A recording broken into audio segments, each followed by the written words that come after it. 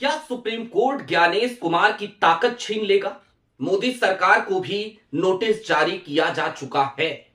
एक ऐसी ताकत जो आज की तारीख में ज्ञानेश कुमार की सबसे बड़ी ताकत है। लेकिन सवाल इससे आगे का एक और भी है।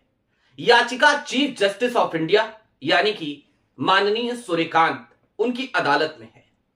तो वाकई में न्याय होगा या फिर कि एक बार फिर से एसआईआर की तरह ही एक नया खेल देखने को मिलेगा और ये नया खेल सुप्रीम कोर्ट में होगा और हाथ में निराशा ही आएगी।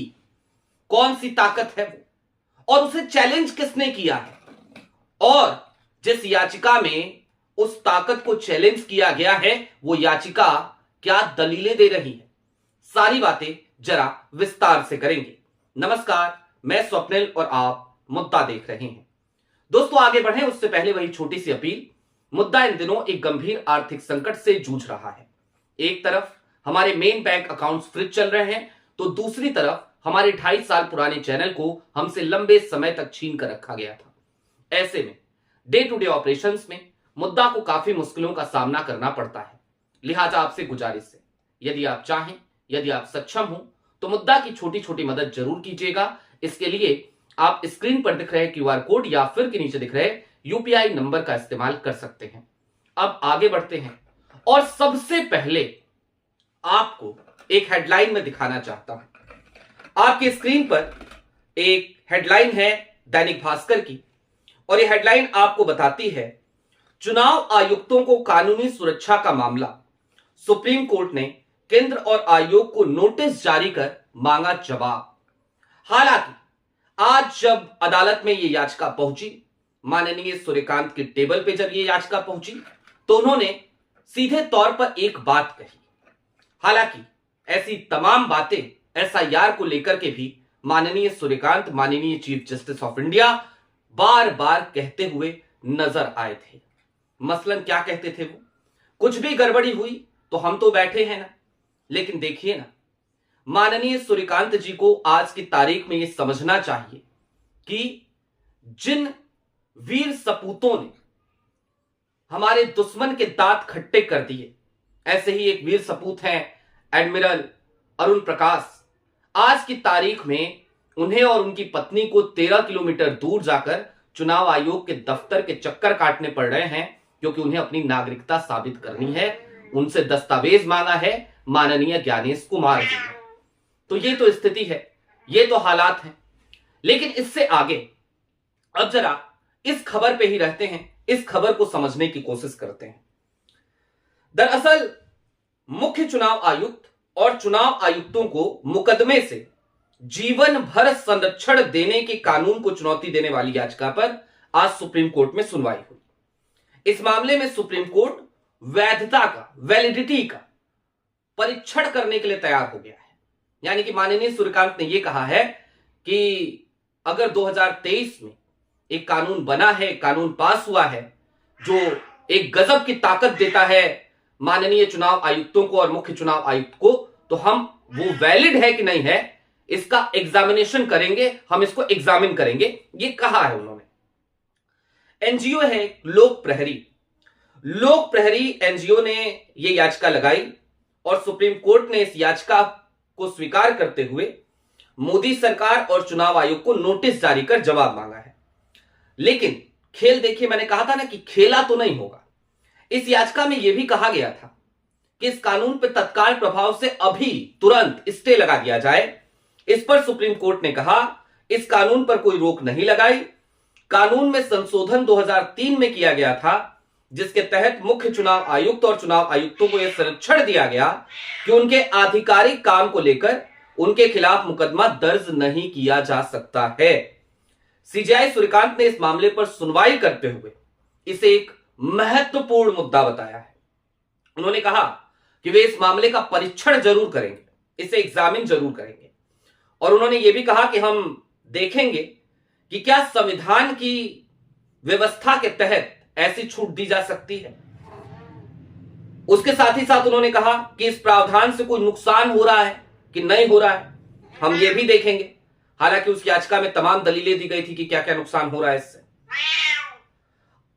याचिकाकर्ता संस्था लोक प्रहरी ने दलील दी कि इतनी व्यापक कानूनी छूट तो भारत के राष्ट्रपति को भी नहीं दी गई है।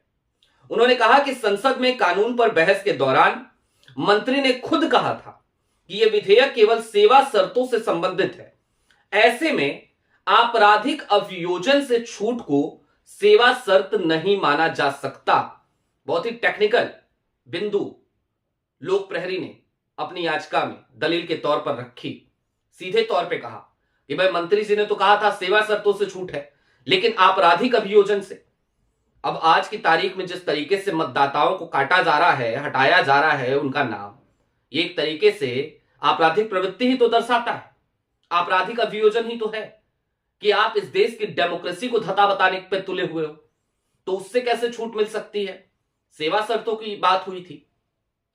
खैर, मुख्य चुनाव आयुक्त और चुनाव आयुक्तों को उनके आधिकारिक कार्यों के लिए मुकदमों से प्रोटेक्शन दिए जाने को लेकर कानून में संशोधन किए जाने को सुप्रीम कोर्ट में चुनौती दी गई। मैंने आपको बता दिया, यह संशोधन 2023 में किया गया था, जिसके तहत मुख्य चुनाव आयुक्त और चुनाव आयुक्तों को यह संरक्षण दिया गया है कि उनके आधिकारिक काम को लेकर उनके खिलाफ मुकदमा दर्ज नहीं किया जा सकता। मतलब कि कुछ भी करते रहे ज्ञानेश कुमार, लेकिन उनके खिलाफ किसी भी तरीके का कोई भी मुकदमा कहीं भी दर्ज नहीं होगा। अच्छा, अब आपको कुछ चीजें और याद दिला देता हूं।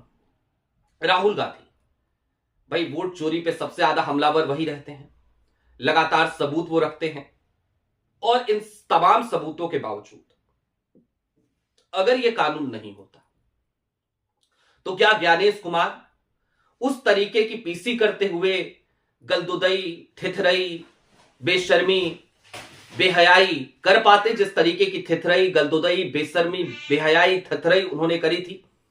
याद कीजिए आप उनकी पहली प्रेस कॉन्फ्रेंस, राहुल गांधी जब वोट अधिकार यात्रा निकाल रहे थे बिहार में।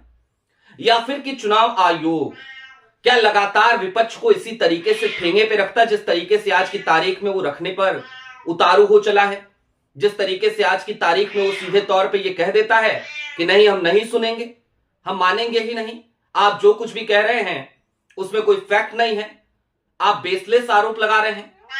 तो राहुल गांधी के सामने भी सबसे बड़ी समस्या कहीं ना कहीं यही कानून है। और जब ऐसा कानून, ऐसा संरक्षण किसी को भी मिल जाए तो जाहिर सी बात है वो निरंकुश हो जाता है। तो आज की तारीख में ज्ञानेश कुमार जिस तरीके से निरंकुश दिखाई देते हैं, विपक्ष चिल्लाता रहता है, मतदाता चिल्लाते रहते हैं, बीएलओज अपनी जान देने पर मजबूर हो जाते हैं एसआईआर के दौरान, एसआईआर के प्रेशर की वजह से, उन सब के बीच ज्ञानेश कुमार एकदम मस्त अपनी कंफर्टेबल चेयर पर बैठकर आराम फरमाते हैं। उन्हें कोई फर्क नहीं पड़ता, उनके कान पे जू नहीं रेंगती। अब होगा क्या इस मामले में, जरा इसको भी समझिए। जहां तक मुझे लगता है और जहां तक मेरी छोटी मोटी सी जो समझ है, मैं बार बार अदालती निर्णयों को भी डिकोड करता हूं, उन्हें भी बिटवीन द लाइंस पढ़ने की कोशिश करता हूं, तो उसको देख करके और अब तक के ट्रैक रिकॉर्ड को देख करके, बीते कुछ सालों से जिस तरीके से अदालत चल रही है, बीच में अगर संजीव खन्ना साहब वाला कार्यकाल में छोड़ दूं, तो जिस तरीके से अदालत चल रही है, मुझे ऐसा लगता है कि सिर्फ और सिर्फ लीपा पोती ही होगी। इससे ज्यादा हमें कोई और उम्मीद यहां पर फिलहाल फिलवक्त नजर नहीं आती। और मैं ये बात शर्तिया तौर पर दावे के साथ क्यों कह रहा हूं, उसके पीछे भी एक बड़ा कारण है। दरअसल आज की तारीख में आप जाकर के देखिए अदालत का हाल बीते कुछ समय से, तो ज्यादा दूर जाने की जरूरत नहीं है, एसआईआर के मुद्दे पर ही चलिए। एसआईआर के मुद्दे पर तमाम दलीलें रखी गई। ऐसा लगा कि ज्ञानेश कुमार अब फंसेंगे, ज्ञानेश कुमार तब फंसेंगे, लेकिन ज्ञानेश कुमार कहीं नहीं फंसे।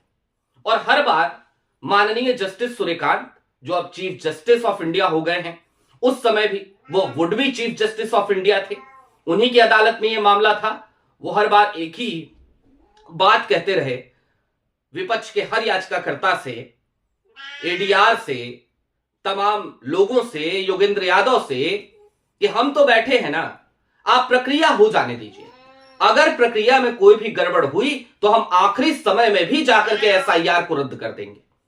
हुआ क्या? बिहार में एसआईआर हुआ और बिहार में एसआईआर के बाद आनन फानन में एक फैसला चुनाव आयोग ने ले लिया कि अब पूरे देश में एसआईआर होगा, और आज पूरे देश में एसआईआर हो रहा है। और उस एसआईआर के नतीजे क्या आ रहे हैं, मैंने आपको बताया था, अपना खुद का उदाहरण मैंने आपके साथ साझा किया था और बताया था कि दरअसल स्थिति यह आकर के खड़ी हो गई है कि मैं अपना एनुमरेशन फॉर्म लेकर के जाता हूं, लेकर के आता हूं, भरता हूं, जमा करता हूं, उसके बावजूद मेरा नाम काट दिया जाता है। और चलिए, मेरा नाम कट गया, कोई बड़ी बात नहीं भाई, हम कौन सी बहुत बड़ी तोप है, एक सामान्य से पत्रकार हैं, सामान्य नागरिक हैं। लेकिन जरा सोचिए, एडमिरल अरुण प्रकाश, इस देश का एक नेवल ऑफिसर, जिसने दुश्मन के कान खट्टे कर दिए, दांत खट्टे कर दिए, जिसने दुश्मन की नाक कटवा दी, जिसने दुश्मन के ऊपर भारत को जीत दिलाने में अहम भूमिका निभाई, उस एडमिरल अरुण प्रकाश का भी नाम आज की तारीख में काटा जा चुका है। और एडमिरल अरुण प्रकाश कौन है, उनकी तस्वीर आज की तारीख में आप जितने भी नेवल मैसेज में जाएंगे वहां पर आपको मिलेगी। उनकी कहानियां बताई जाती हैं नेवल ऑफिसर्स को और भारतीय सेना के अन्य लोगों को प्रोत्साहित करने के लिए, उत्साहित करने के लिए। एक ऐसे वीर सपूत का नाम काट दिया ज्ञानेश कुमार ने। तो ज्ञानेश कुमार, अच्छा एडमिरल अरुण प्रकाश ठीक है, अमर्त्य सेन का नाम कटा, मोहम्मद शमी का नाम कटा, इन सब लोगों को नोटिस जारी किया गया है और इन सब लोगों से कहा गया है कि ये लो भैया, पकड़ो नोटिस, थामो नोटिस, आओ आकर के साबित करो किसी देश के नागरिक हो कि नहीं हो। सोचिए कितने शर्म की बात है कि जो लोग इस देश की आन बान और शान है, ये कितने शर्म की बात है कि जो लोग इस देश में एक चमकते हुए सितारे की तरह हैं, उन तमाम लोगों को आज की तारीख में एक ब्यूरोक्रेट नोटिस जारी करवा रहा है और कह रहा है कि आओ आकर के यह साबित करो कि तुम भारत के नागरिक हो या नहीं हो। और इन सब के बीच जाहिर सी बात है, उसको 2023 में एक बड़ी ताकत मिली है। हालांकि उस ताकत को चैलेंज सुप्रीम कोर्ट में लोक प्रहरी ने किया है। देखना दिलचस्प होगा कि अब जब नोटिस जारी हुआ है मोदी सरकार को और चुनाव आयोग को, तो क्या जवाब आता है वहां से, और उसके बाद जो जवाब आता है आगे की कार्रवाई में माननीय चीफ जस्टिस ऑफ इंडिया यानी कि सूर्यकांत साहब, वो क्या करते हैं, वो न्याय करते हैं या फिर कि खोखले वायदे करते हैं या फिर कि कोई खेला करते हैं। क्योंकि अब तो चंद्रचूड़ साहब के बाद से खेला वाली प्रवृत्ति हमें ज्यादा ही देखने को मिलती है। बहरहाल आपकी क्या राय है, आपको क्या लगता है, वो हमें कमेंट बॉक्स में जरूर बताइएगा। अभी के लिए दीजिए इजाजत। चलते चलते फिर वही अपील, चैनल पे अगर आप नए हो तो सब्सक्राइब करते हुए जरूर जाइएगा, और यदि आप सक्षम हो तो मुद्दा की छोटी छोटी मदद उसके मुश्किल हालात में जरूर कीजिएगा। बहुत शुक्रिया।